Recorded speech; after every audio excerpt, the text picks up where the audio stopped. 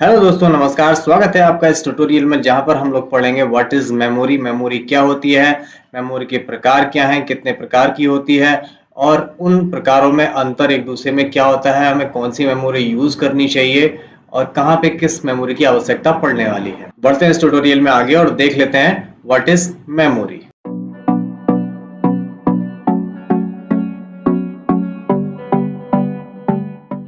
तो दोस्तों, मेमोरी क्या होती है? मेमोरी का मतलब है याददाश्त। हमारे पास मेमोरी का मतलब होता है कि हमें जो भी याद है, जो भी हमें पता है, वो हमारे दिमाग में कहीं ना कहीं स्टोर है, रखा हुआ है। तो जहां पर वो डेटा रखा है, दैट इज द मेमोरी। इसलिए यहाँ पे डेफिनेशन में भी यही लिखा हुआ है, memory is a part of any computer system that use to store data and instruction. ये आपके कंप्यूटर में किसी भी प्रकार का डेटा और इंस्ट्रक्शंस, निर्देश, इनपुट स्टोर करने के लिए एक जगह है जहां पर आप अपना डेटा स्टोर करते हैं, उसे हम मेमोरी बोलते हैं। उन मेमोरी के रूप इनमें से कोई भी हो सकता है, जैसे वो हार्ड डिस्क भी हो सकती है, वो रैम रोम हो सकती है, वो फ्लॉपी हो सकती है, पेन ड्राइव हो सकती है, सीडी हो सकती है। ये सारे के सारे मेमोरी के प्रकार हैं। ये सब का यूज डेटा रखने के लिए किया जाता है। कुछ हम कंप्यूटर के अंदर लगा के यूज करते हैं, कुछ कंप्यूटर के बाहर। जैसे हार्ड डिस्क को कंप्यूटर के अंदर लगाया जाता है, तो सीडी को कंप्यूटर के बाहर यूज करते हैं। इन सारी चीजों के बारे में आज ट्यूटोरियल में हम बहुत अच्छी तरीके से पढ़ेंगे। मैंने आगे यहाँ पे लिखा हुआ है, computer memory body classified into 3 categories.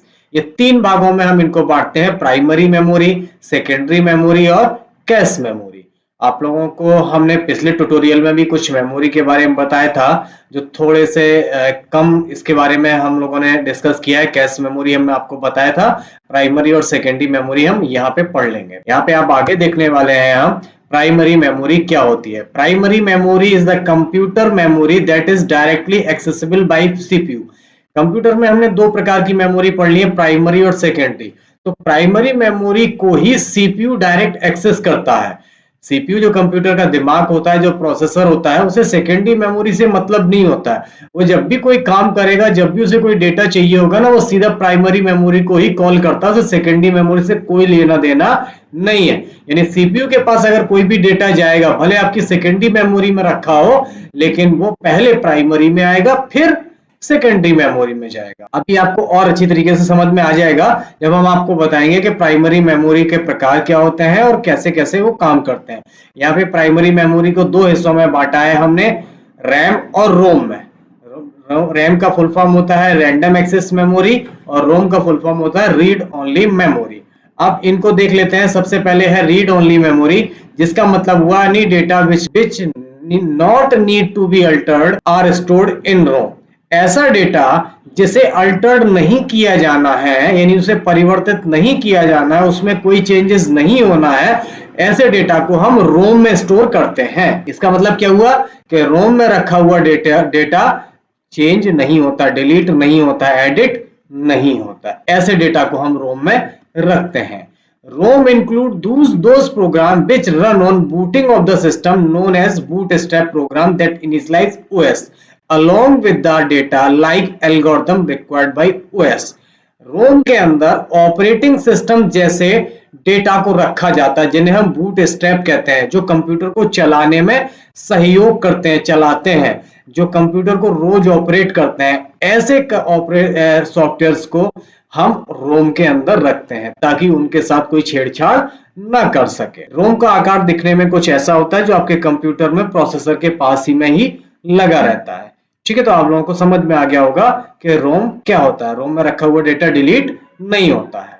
अब देख लेते हैं, लिखा है anything store ROM can not be altered और चेंज। रोम में रखा हुआ डेटा न तो परिवर्तित किया जा सकता है, ना ही उसमें छेड़छाड़ करी जा सकती है। अब देख लेते हैं रोम के प्रकार कितने होते हैं।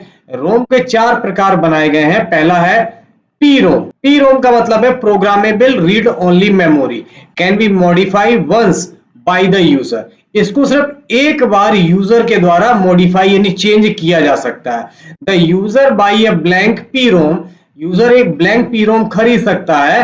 Right the desire content but once written content can not be altered. उसमें एक बार लिख गया, फिर दोबारा चेंज नहीं कर सकते। इसमें यूजर को एक बार लिखने की परमिशन होती है। इसका एग्जांपल होता है CD.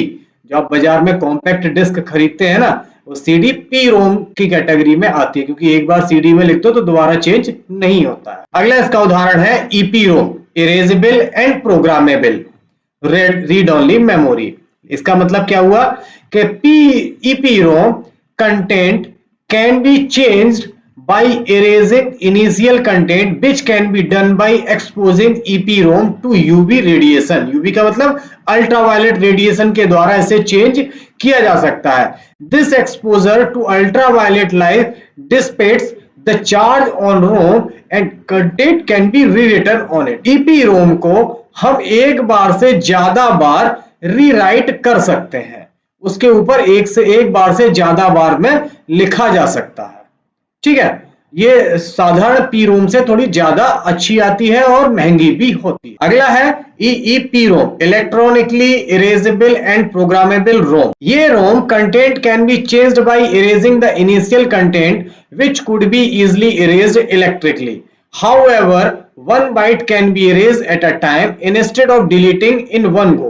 Hence reprogramming of EEPROM is a slow process।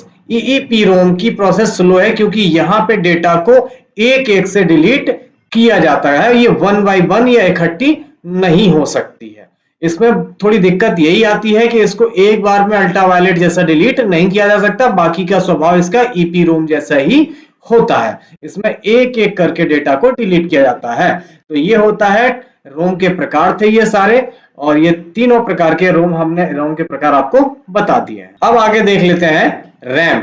RAM क्या होती है? रैम का फुल फॉर्म होता है random access memory। Any CPU, any process in the system which needs to be executed is loaded in RAM, which is processed by the CPU as per instructions in the program। CPU में जो भी कार्यक्रम चलाए जाते हैं, जो भी programme आप चलाते हो, जो भी सॉफ्टवेयर चलाते हो, वो सारे के सारे सबसे पहले रैम में लोड किए जाते हैं।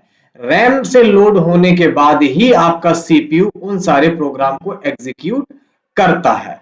एकदम से कोई भी प्रोग्राम डायरेक्ट आपके हार्ड डिस्क में, आपके पेन ड्राइव में से उठा के नहीं चल सकता है, वो पहले रैम में लोड होगा, फिर जाके सीपीयू उसको एक्सेस करता है। रैम के भी प्रकार होते हैं। रैम के दो प्रकार हैं यहाँ पे, डी रैम यानी डायनेमिक रैम और एस रैम यानी स्टैटिक रैम। अब दोनों में अंतर समझ लेते हैं, अंतर क्या होता है। D RAM needs to be periodically refresh in a few millisecond to retain data। Dynamic RAM में रखा हुआ डेटा रिफ्रेश होता है मिलीसेकंड में डेटा को रिटेन करने के लिए, जबकि स्टैटिक रैम में रखा हुआ data keeps the data as long as power is supplied to the system. ये आपके रैम में रखा हुआ डेटा पावर सप्लाइड आपके इस कंप्यूटर में धीरे धीरे करता रहता है। जैसे ही पावर सप्लाई स्टॉप होगी या जब तक पावर सप्लाई चलेगी, ये डेटा को अपने कंप्यूटर में रखा रहेगा।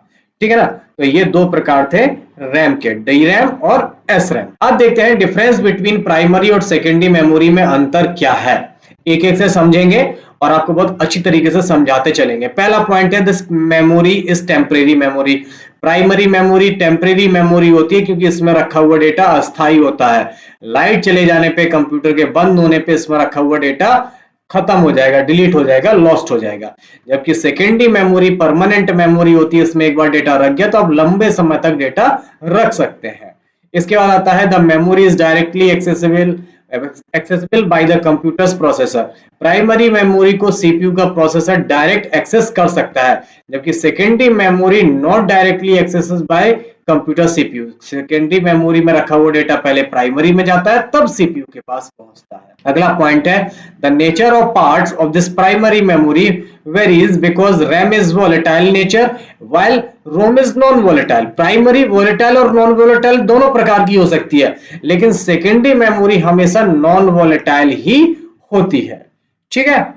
अगला पॉइंट है, this device of primary memory are more expensive than secondary storage. ये महंगी होती है, जबकि सेकेंडरी मेमोरी मोर एक्सपेंसिव यानी सस्ती होती है, महंगी नहीं होती है कंपेयर देन प्राइमरी मेमोरी।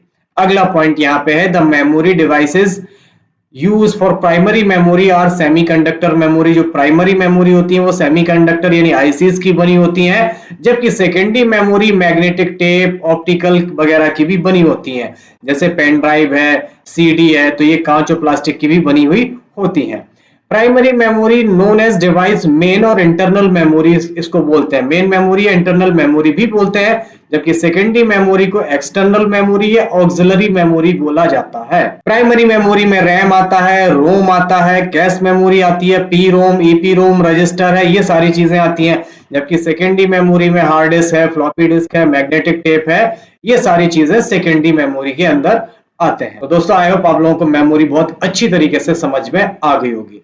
मैंने इस ट्यूटोरियल में कोशिश करी है मेमोरी के सभी हिस्सों को आपको अच्छी तरीके से समझाने की, उनके डिफरेंस के बारे में बताने की, ये सारी चीजें मैंने आपको बहुत क्लियरली समझा दी है। मिलते हैं अगले ट्यूटोरियल में अगले पॉइंट के साथ, तब तक अपना ख्याल रखिए। टेक केयर, गुड बाय, जय हिंद।